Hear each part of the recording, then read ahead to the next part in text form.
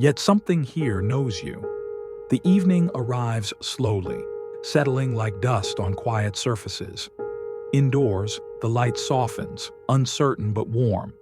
An open book, a chair left waiting.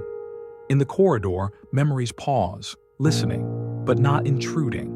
Outside, the moss speaks gently, ancient branches murmuring your name as though to ask, "Where have you been?"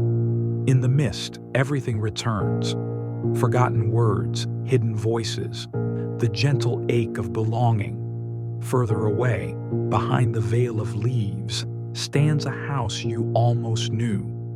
A window still glowing softly, patient, as if it knew you'd come.